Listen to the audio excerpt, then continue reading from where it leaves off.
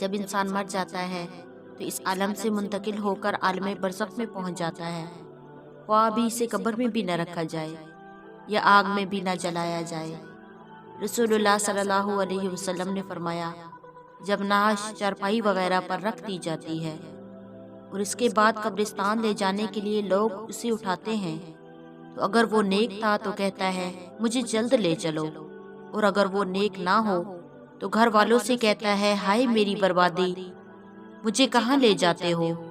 پھر فرمایا انسان کے سوا ہر چیز اس کی آواز سنتی ہے، اگر انسان اس کی آواز سن لے تو وہ ضرور بے ہوش ہو جائے۔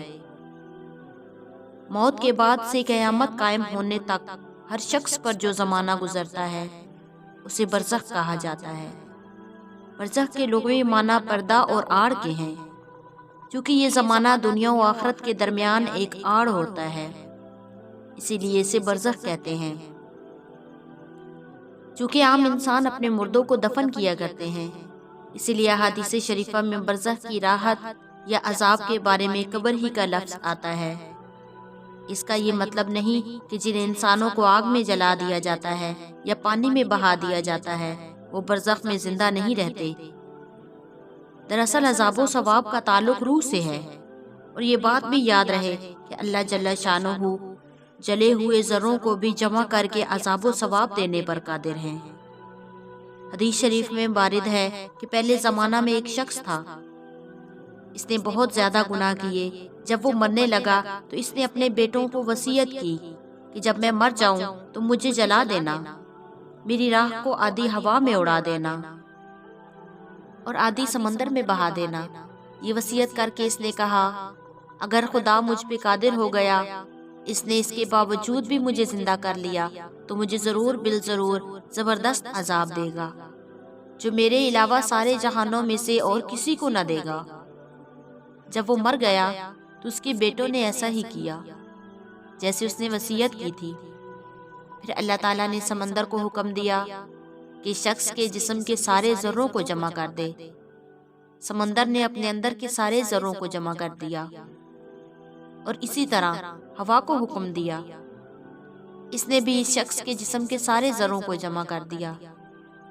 جب سارے ذرے جمع فرما کر اللہ رب العزت نے اسے زندہ فرما دیا، پھر اس سے فرمایا تو نے ایسی وصیت کیوں کی تھی؟ اس نے عرض کیا میرے پروردگار، تیرے ڈر سے میں نے ایسا کیا اور آپ خوب جانتے ہیں۔ اس پر اللہ جل شانہ نے اسے بخش دیا۔ جو اللہ تعالیٰ سے ڈرتا ہے اور اللہ تعالیٰ اسے بخش دیتا ہے۔ حدیث شریف کی روایات سے معلوم ہوتا ہے مومن بندے برزخ میں ایک دوسرے کی زیارت بھی کرتے ہیں اور اس عالم سے جانے والے دریافت کرتے ہیں فلاں کا کیا حال ہے، فلاں کس حالت میں ہے۔ حضرت سعید بن جبیر فرماتے تھے کہ جب مرنے والا مر جاتا ہے تو برزخ میں اس کی اولاد اس کا استقبال اس طرح کرتی ہے جیسے دنیا میں کسی باہر سے آنے والے کا استقبال کیا جاتا ہے۔ جب مرنے والا مر جاتا ہے تو عالم برزخ میں اس کے عزیز و اقارب میں پہلے مر چکے ہیں اسے گھیر لیتے ہیں، اور وہ آپس میں مل کر اس خوشی سے زیادہ خوش ہوتے ہیں جس طرح ہم دنیا میں باہر سے آنے والے سے ملنے والے خوش ہوتے ہیں۔ رسول اللہ صلی اللہ علیہ وسلم نے فرمایا جو شخص مومن نہیں ہوتا اسے مردوں سے بات چیت کرنے کی اجازت نہیں دی جاتی۔